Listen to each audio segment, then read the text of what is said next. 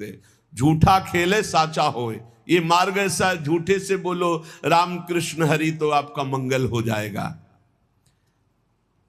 जे ही आप नाम जपना शुरू करते हैं तो खास बात क्या होती है कि आपके जीवन की बागडोर स्वयं श्री कृष्ण ऐसे पकड़ लेते हैं जैसे अर्जुन के रथ की बागडोर पकड़ ली।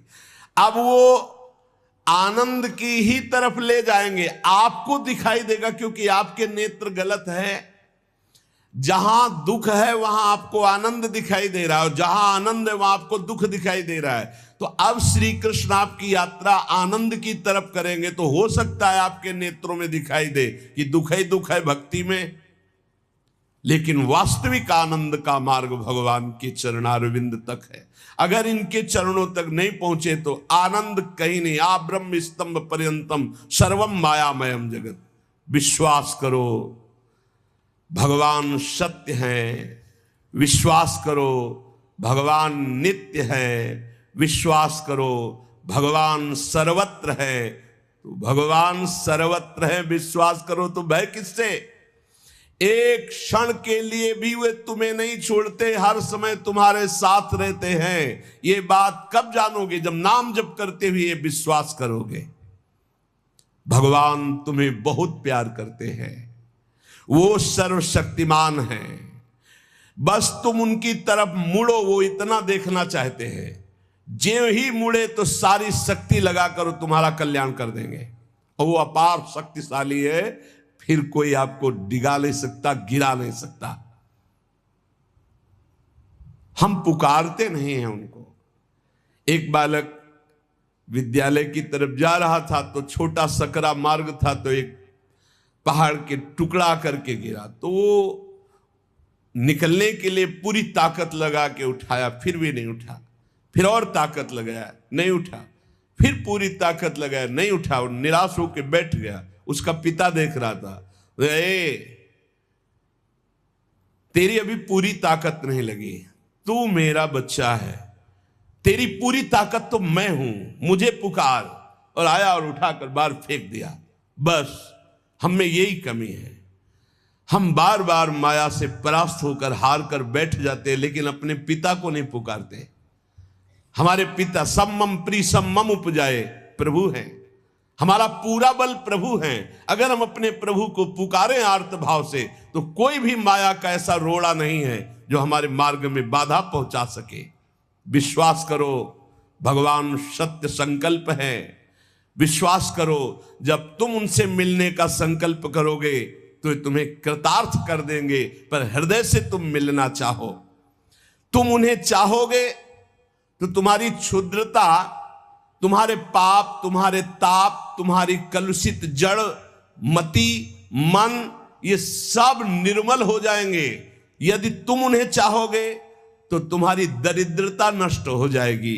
तुम विशाल हृदय वाले परम पवित्र दिव्य चिन्मय मन से उन चिदानंद प्रभु का अनुभव करोगे। अतः तुम केवल उनकी चाह करने के लिए नाम जप करो, तभी ये चाह पैदा होगी, तभी ये चाह टिकेगी। तुम कृतकृत्य हो जाओगे, महान बन जाओगे। ये भिखारीपना छोड़ो कि तुम्हें कोई और सुख दे सकता है, नहीं। ये अनित्य नाशवान संसार में नाशवान भोगों में लगे हुए तुम्हारी मांग पूरी नहीं कर सकते।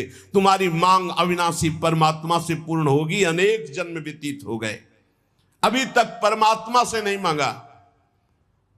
बोले नहीं, हम तो कई बार मंदिर में मांग आए हैं। नहीं, ये मांग नहीं सुनी जाती, ये मांग नहीं सुनी जाती। हम तुम्हें बता रहे हैं मांग कहां से होती है। जब नाम जप करते हुए आर्त भाव से प्रभु से कहोगे, प्रभु मुझे पता नहीं क्या सत्य है क्या असत्य है, मेरा मन नाना प्रकार के भोगों को मांगता है, बस ये जीवन आपको समर्पित है जिसमें हमारा मंगल हो आपका। अब ये मांग सुनी जाएगी। अब इस मांग में विधान बनेगा और आपका एक मार्ग खुलेगा भगवत शरणागति का, और आप दौड़ पड़ेंगे परमानंद के मार्ग में। ये भोगों की मांग मांगने वाले भगवान ज्यादा नहीं देखते। या तो उतना अनुष्ठान करो तो बात सुन लेंगे, नहीं देखते। ये सब मायाकृत भोगों की मांग तो कर्मानुसार शुभ कर्म के फल स्वरूप मिलेगी। ये बाजार है, ऐसे फ्री मिलने वाली नहीं। करोड़पति बनने के लिए तुम्हें साधना करनी पड़ेगी। तुम्हें अशुभों का नाश करके पुण्य एकत्रित करना पड़ेगा। और भगवान की प्राप्ति के लिए अगर आर्त भाव से भगवान को पुकारो, नाम जप करो, सब मंगल हो जाएगा। और भगवान मिल गए तो ये माया रचित संसार तो उनके एक संकल्प से प्रकट हुआ है। पक्का समझ लो, श्रद्धा करो या ना करो, हमारी बात को खुल के समझ लो। आप समझते हो मंदिर में जाए मांगे बात पूरी हो जाएगी, नहीं होगी, लिख लो। ऐसे खिलवाड़ नहीं है कि हो जाएगी। पत्नी की प्राप्ति करनी थी तो करदम जी ने 10,000 वर्ष तपस्या की, तब पत्नी प्राप्त हुई। आप देखो ना, कोई भी उपाय। जब पुत्र नहीं हो रहा था दशरथ जी के, तो वशिष्ठ जी के यहां जाकर के प्रार्थना की, महाराज पूरी अयोध्या सुनी सुनी लग रही, बिना संतान के वागे चक्रवर्ती सम्राट पर बैठने वाला कोई अधिकारी नहीं दिखाई दे रहा। तब श्रृंगी ऋषि वशिष्ठ बुलावा, श्रृंगी ऋषि को बुलाया, भारी अनुष्ठान किया गया पुत्रेष्टि यज्ञ का। और उसी यज्ञ में श्री भगवान के प्रादुर्भाव होने का संयोग बना, खीर प्रकट हुई और उसे विभाजित किया गया। 4 पुत्र हुए, भगवान श्री राम, लक्ष्मण, शत्रुघ्न, भरत जी। क्या अद्भुत तो अनुष्ठान भगवान ने ये दिखाया। आप इतिहास पढ़कर देखो, शास्त्र पढ़कर देखो, कामना के लिए तप किया गया है, कामना के लिए उस प्रकार के शुभ अनुष्ठान किए गए। और अगर निष्काम भाव से भगवान की आराधना करो तो योगक्षेमम वहाम्यम, मांगना नहीं पड़ेगा, आगे से आगे वो व्यवस्था करते जाएंगे, आगे से आगे व्यवस्था करते जाएंगे। हम तुम्हें कैसे बतावे, पग पग पर वो उनकी कृपा ऐसे बरसती चली जाती, कैसे कैसे बताए।